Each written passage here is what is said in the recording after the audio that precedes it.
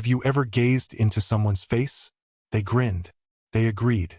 They even claimed they were impressed by you. But something profound within you churned. Like your spirit murmured, "This individual doesn't truly feel it. You can't describe it. There's no evidence, no argument, no treachery, nothing visible on the exterior. Yet their aura feels wrong. Their praise rings empty. Their chuckles seem scripted. And when you succeed, they hesitate for just a moment before faking their applause. This isn't chance. You're not losing your mind." Carl Jung named it the shadow, the dark, hidden aspect of human nature. It conceals behind false grins, courteous praise, and vacant cheering. But within it harbors a tempest. Jealousy, bitterness, hatred, and hidden rivalry. And if you continue dismissing that murmur in your stomach, you'll suffer the consequences emotionally, psychologically, sometimes even physically. Since when hatred disguises itself as affection, it transforms into gradual toxin. It doesn't pierce you from behind. It exhausts you while embracing you. In this presentation, I'll expose 8 alarming indicators that someone near you secretly despises you. Not simply dislikes, loathes. And believe me, most individuals don't notice these indicators until it's too late and until they're deceived, exploited, or shattered. But if you remain with me until the conclusion, indicator number 8 will trigger something in your mind and transform how you interpret people forever. But before we continue, please like this video, share it with people who might benefit from it, and write in the comments which city you're watching our YouTube channel from. Let's start. Chapter 1. Sarcasm and Contempt, the Venom Behind the Jest. You're overly emotional. Calm down. I was merely kidding. You've experienced that, haven't you? It appears casual, even playful, but it wounds every single time. What if I revealed those aren't jokes? They're weapons disguised with a grin. Because sarcasm isn't always innocent. Sometimes it's precise hatred. They understand your vulnerabilities, your appearance, your history, your previous errors, and they continuously prod them repeatedly while everyone else chuckles. You feel trapped, humiliated, but if you respond, you become the issue. Relax. Don't be theatrical. But let's identify it for what it truly is: emotional control. Carl Jung once stated, "Everything that annoys us about others can guide us to self-understanding. But individuals who refuse self-awareness project that annoyance outward. They make you their emotional receptacle. So, their sarcasm isn't humor, it's disdain, and their laughter is camouflage. If their jokes consistently hurt, if you feel worried around their humor, if you laugh with others but weep alone afterward, that's not friendship. That's mental combat. They aren't joking, they're damaging you slowly, expertly, and without leaving a mark." Chapter 2. Subtle Sabotage, the blade in the back disguised as worry. Ever had that companion who forgot to share something crucial? That single piece of information that could have altered everything? Or the one who accidentally provided you guidance that worsened things? They missed your important moment, didn't appear when it mattered most, claimed they were occupied again. Once, acceptable, life occurs. Twice, coincidence. But 3 times, for every occasion? That's not poor memory. That's deliberate sabotage. And the worst aspect, they don't stab you from behind. They do it while holding you. Carl Jung cautioned us. The individual who feels inadequate will often attempt to diminish others rather than elevate themselves. They don't want to witness you succeed because every step you take forward reminds them of where they're trapped. So what do? They keep you limited, quietly, gently, through forgetfulness, poor advice, false encouragement. They'll say, "I was just attempting to assist," but deep down they know precisely what they're doing. And what makes it frightening is they appear like your support network. But they're the silent storm destroying your confidence from the darkness. If someone keeps delaying your progress, missing your moments, feeding your uncertainty, it's not concern, it's control. They don't want to lose you, but only as long as you remain below them. Chapter 3. Silent competition, when every victory becomes a battle. You share positive news. A promotion, a new project, a small victory.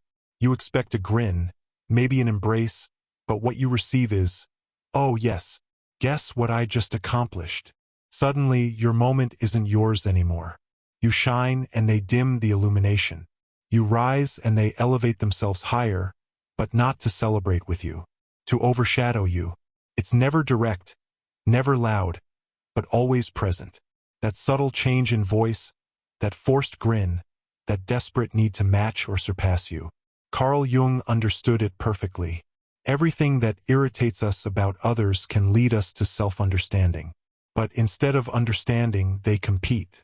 Because what they observe in you, growth, happiness, purpose, is what they've ignored in themselves. So they transform every celebration into a scoreboard, every congratulation into an arms race. Not because they hate your success, but because your light makes their shadow feel darker. You didn't enter a competition, but they did. Silently, secretly, relentlessly. If you constantly feel like your victories start invisible wars, if your happiness triggers passive comparison games, you're not growing with a friend. You're surviving a silent adversary. This isn't support. It's ego wrestling in disguise. Chapter 4. Surface-level kindness. The smile that never reaches the soul. They say all the correct things. I'm proud of you. So delighted for you. Wow, that's incredible. But your heart doesn't believe it because deep down you can sense it. The warmth is absent. Their eyes look elsewhere. Their voice lacks spirit. Their presence nowhere to be found when it actually counts. Genuine people don't just say they care. They appear. They feel with you. They weep with you. They dance in your victories and hold your hand in your storms. But false friends, they do a vanishing act. Missing during your highs, absent during your lows, and when they are around and their energy feels wrong. Cold, indifferent, almost mechanical. Carl Jung called it ego dissociation.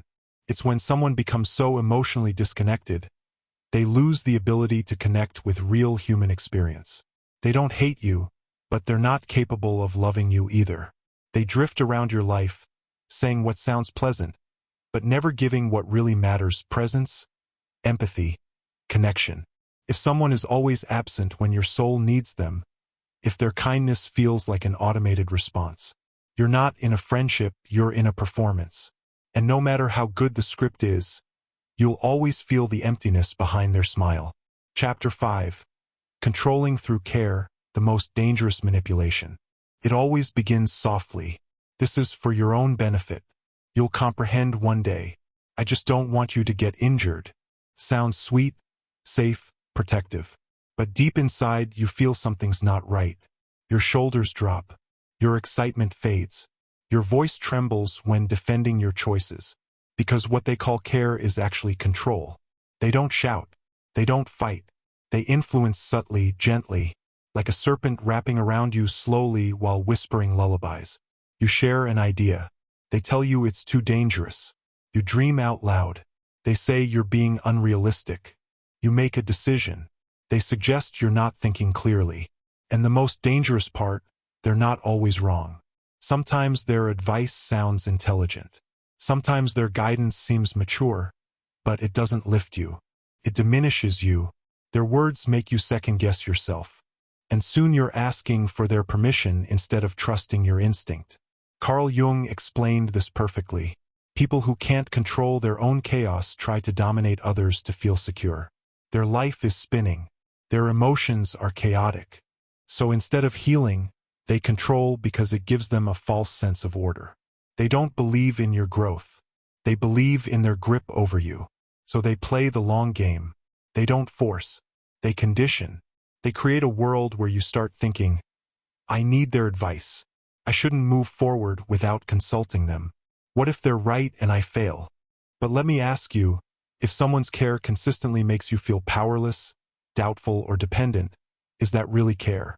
True support gives you wings. False concern gives you chains. Real love says, I believe in you. Even if you fall, I'll still be here. Fake love says, just do it my way. It's safer. They'll pretend it's protection. But in reality, it's possession.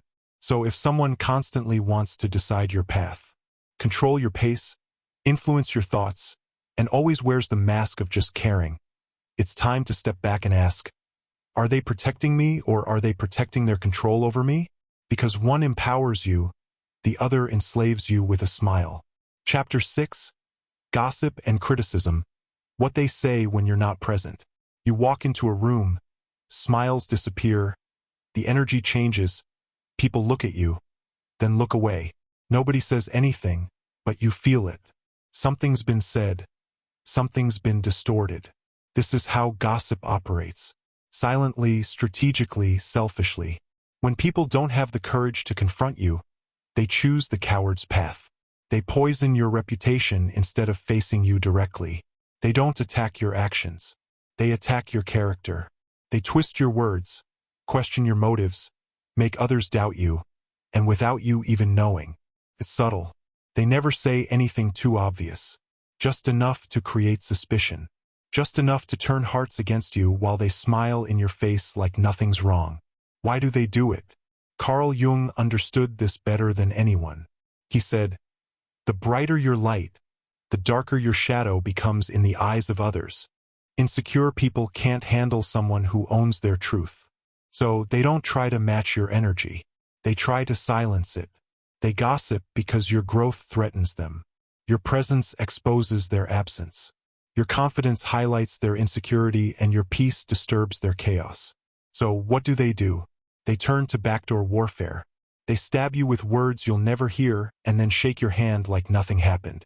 But here's the truth. Gossip reveals more about the speaker than the subject. It's not your character on trial, it's theirs. People who are at peace with themselves don't feel the need to destroy others. But those who refuse to face their own demons, they project them onto you. So the next time you sense the shift, the next time you walk into a room that feels colder, know this. Their whispers aren't your shame. They're their scream for help. And while they talk behind your back, keep walking forward. Because your silence, that's the sound of class echoing louder than any gossip ever could. Chapter 7. No joy in your success. The emotional absence that speaks volumes. They stood by you when you were struggling, when life was difficult, when everything was falling apart. They were there. But the moment you started rising, getting back on your feet, finally tasting the fruit of your struggle. Silence. No, wow, I'm proud of you. No celebration. Not even a genuine smile. You send them the news. They respond with, cool. You tell them about your new job, your win, your progress. They nod and then change the subject. You feel the coldness, that subtle emotional void, and it hurts. Why? Because when you were low, you were relatable. You were no threat. Your failure made them feel better about their own. But now that you're growing, glowing, evolving, you remind them of everything they're not. They can't applaud for you because your success shines too bright. Against their shadowed self-worth. They may pretend. They may say, "That's incredible." But their energy, it never lies. Their eyes won't brighten. Their tone will feel flat. And deep inside, you'll feel the truth. They don't want to see you win. Because every step you take forward feels like a step away from them. Carl Jung said it clearly. If someone cannot rejoice in your joy, they're battling an internal war. Your success becomes a mirror. And what they see isn't your happiness. It's their own stagnation. So instead of rising with you, they retreat. Not because you've changed, but because your change reminds them they didn't. It's heartbreaking to realize that the ones who walked with you through pain can't walk beside you through progress. But here's what you must understand. Chapter 8. Body language, the truth they can't conceal. Words are crafted. Smiles are practiced. Compliments can be rehearsed. But the body tells on you. See, when someone doesn't like you truly, deeply, even secretly, they might never say it out loud. They might never confront you. In fact, they'll say everything right. I'm happy for you. You deserve it. You've come so far. But while their mouth is reciting poetry, their body is screaming betrayal. The smile is too rigid. It vanishes before it even fully forms. Their eyes don't brighten. They avoid eye contact. Their body turns slightly away from yours. Their tone lacks soul. Their energy feels wrong. You feel it in the room before they even open their mouth. And no, you're not imagining things. You're not being dramatic. What you're experiencing is a deep, ancient intelligence inside you called intuition. Carl Jung said it best. The unconscious always speaks through the body. Even when someone lies with their words, their body will leak the truth. Here's the secret no one tells you. When someone feels envy, hate, insecurity, or competition toward you, their nervous system reacts instantly. They may be smiling, but their jaw tightens. Their shoulders lift, a sign of tension. Their breathing gets shallow. They blink faster. They look away when you talk about your success. They clap a second too late. They hug you, but there's no warmth. Their body leans away, not toward you. These are not accidents. They're emotional microsignals, tiny betrayals that your soul picks up before your brain finds the evidence. Because here's the truth. Your intuition was designed for survival. Long before language was invented, our ancestors relied on instincts. Body language, facial tension, tone, silence. You're wired to sense danger, even when it's wearing perfume and a smile. That's why when you're around someone who secretly doesn't like you, you feel it in your stomach, in your chest, in the temperature of the room.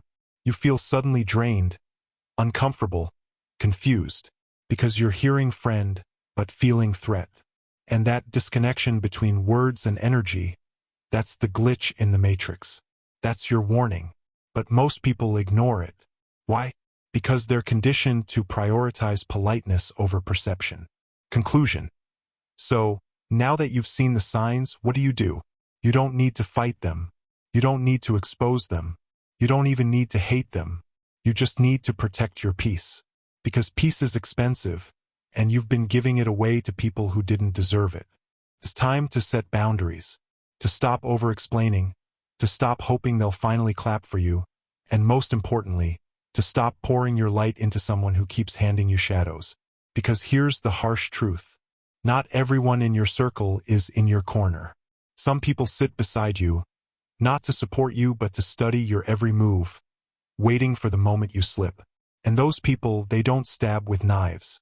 They stab with fake smiles, delayed claps, and silent resentment. So today you have a choice. Keep trying to win over the ones who secretly compete with you.